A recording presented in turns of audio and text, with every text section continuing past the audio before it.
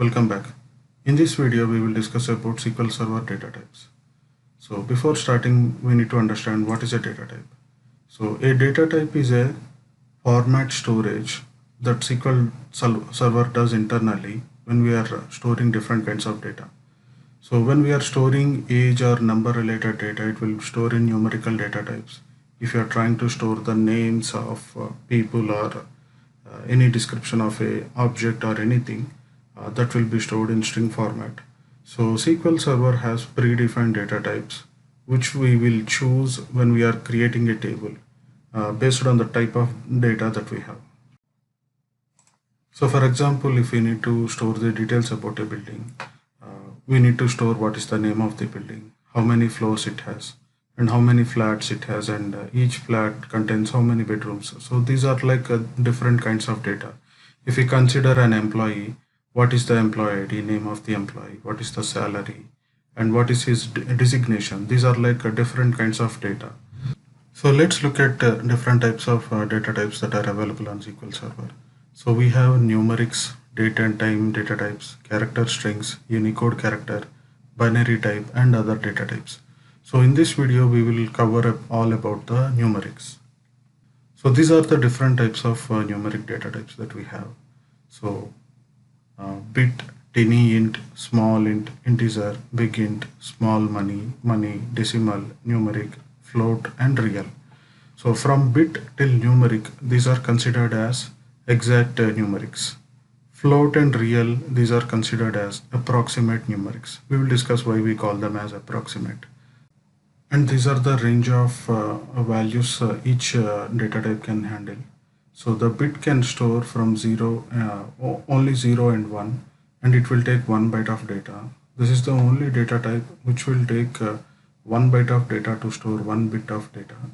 And tiny int, it will hold values from 0 to 255. It cannot store negative values or the values greater than 255.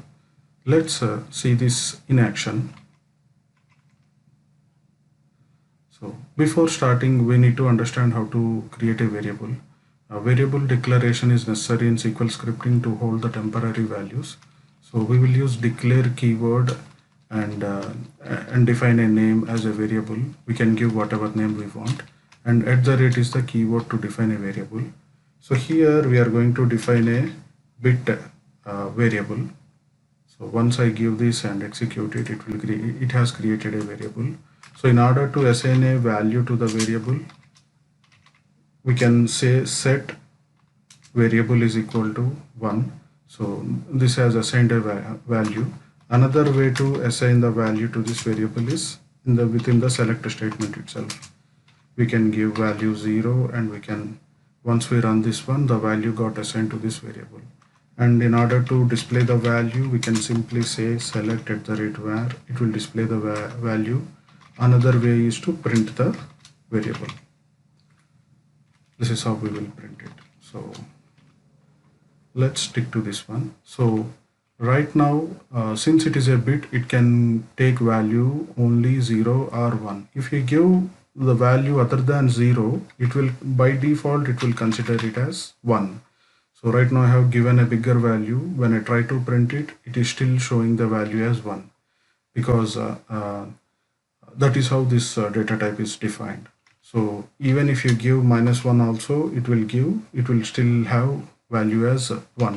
So any value other than 0, it will consider as 1.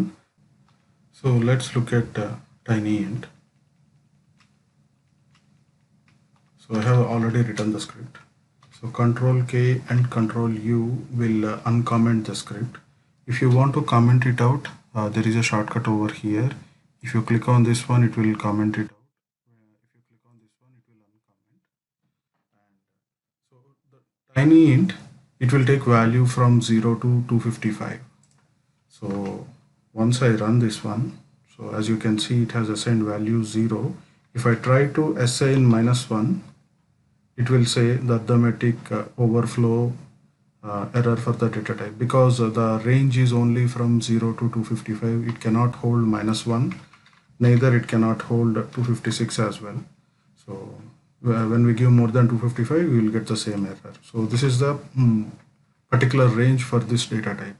So we will use this data type when we want to store age of a person, which will never go beyond 120 or 150, and so, and also the number of working hours of an employee per week or per month.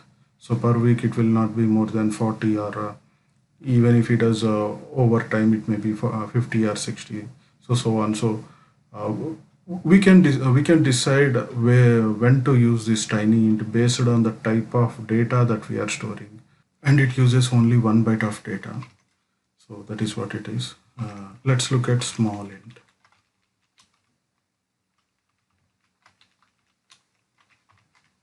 So the small int can hold from -3 to 7682, that is 32,767 value, not more than that.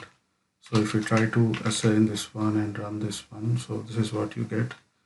And if you try to increment even by 1, the it will get the error. It will show whatever the previous data types are showing, overflow error. So it can hold up to so this is the maximum value that it can hold, and this is the minimum value, the minus value that it can hold, and it will take only 2 bytes of data to store, and so on. Similarly, for int and big int also have this particular range, and it can store these values within 4 bytes and 8 bytes. So the small money and money are having the range for these kind of values. So the small money can be stored within 4 bytes, and the money value can be stored within the 8 bytes. So here I have defined the small money and I have assigned the maximum value within the range. So when I execute this, so by default the decimal will be converted to 2 digits. So whatever value that I give over here, even if I give 1 2 3 4, and if I execute this one, it will be still gets converted into two digits, since the money is calculated in terms of cents. Once it crosses 99, it will become a dollar, and it can be assigned to the right side of the value. The same with the money as well. So here I have defined the maximum amount of value. So even if I give a value, increment the value by 1, it will overflow. So this is the maximum value that a small money and money can handle. So you can use these data types based on the requirement. So let's look at decimal and numeric. These are the ranges for decimal and numeric, both are same. And these are the precision values. So when we are trying to store a decimal digit of precision 1 to 9, it will be stored within 5 bytes, and the maximum is like 29 to 38, which will be stored under 17 bytes. So let's understand what this precision means. So here we can see, so this is the syntax for decimal.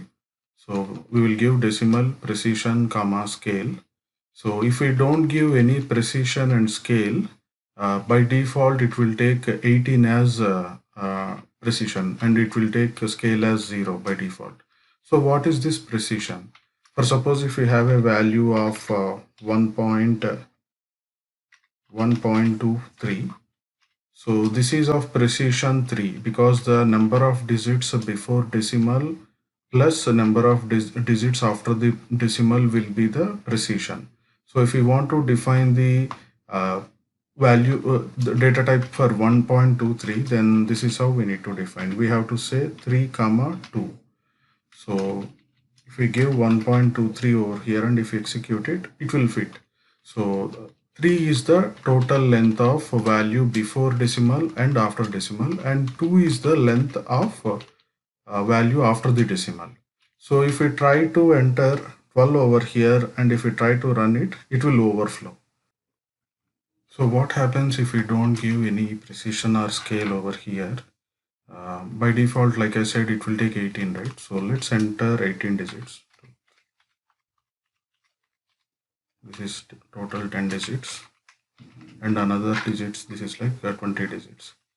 So this is of length total 18 digits. So if we give decimal over here also, it will still consider, but since the scale is by default 0, it is trying to round up the value. So what happens if we give more than 18? It will automatically overflow. So like this, the maximum value, the maximum precision is like 38. So 38 is the maximum precision for decimal. So 10 plus 20 plus 30 plus 8. So if I run this one, it will still fit. So if I try to give any other value more than that, as you can see, the red color underline over here, it is saying that the data is by default overflowing. So we can give decimal at any point. So with decimal or without decimal, we can give only a length of value which is of length, max length is like 38. Like decimal, the numeric data type will also act as same, even though when we define numeric. Let's start looking at float. The range of floating point is displayed over here. So this is the range for floating and this is the range for real numbers. And by default, the floating number will have double precision and the real will have the single precision. Let's look at the demo. So if you take a floating number and a decimal variable defined like this, and I have assigned the similar value. So if I run this one, you can see the values are same. But when we try to convert the numbers into some other data type using the cast, so if you look at the decimal, it remains still as the same value, whatever that is assigned. But if you look at the floating point, it has rounded the number. So since after the decimal, it is more than 5. So it has rounded to the rounded to 1 and added 1 at the last. So that is why we call these floating and real numbers as approximate values. So they will change the actual values to the nearest value. We have to be careful while using the floating points in computations. Let me show you one scenario. So here I have defined three variables d1, d2, d3 as decimals with a precision 2 and scale 1. And I have assigned values to d1 and d2 like this. And here I am adding d1 and d2. Let me print d3. As you can see, 6.1 plus 3.1 is 9.2. And if I subtract d3 minus d1, I am getting 3.1, which is correct, and here 6.1, which is also correct. So in this computation, in here I am deleting the d2 first from d3, and after that I'm subtracting the d2 from d3, and after that I'm subtracting d1 from d3. So still we should get a positive value, and at the end it should become 0 actually. So if I run this one, either if we do like this or like this, it should not matter. Or we can write a variable, another computation like this. So initially we can add both of them together and delete it.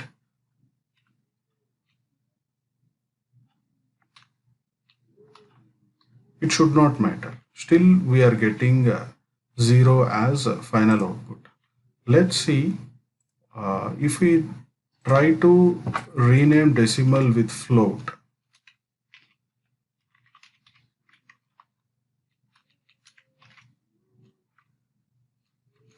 So here I am replacing the decimal 2.1 with the float.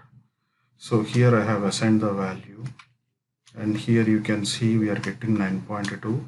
So d3 minus d1 3.1, which is right, d3 minus d2 6.1, which is also correct. So here d3 minus d1 plus d2 plus d1, which is also right, and here initially I'm subtracting d2 and after that I'm subtracting d1. Still we are getting the right value, but at the end, so you see here I'm subtracting d1 first, which is 6.1, and after that I'm trying to subtract d2, which is 3.1.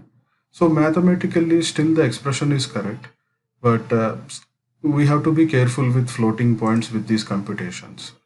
So we need to decide which data type. We need to understand our data types completely when we are doing this kind of computations and all. That's all for this video. To discuss on rest of the data types, see you in the next video. To know more on SQL Server, please subscribe to my channel. Thank you.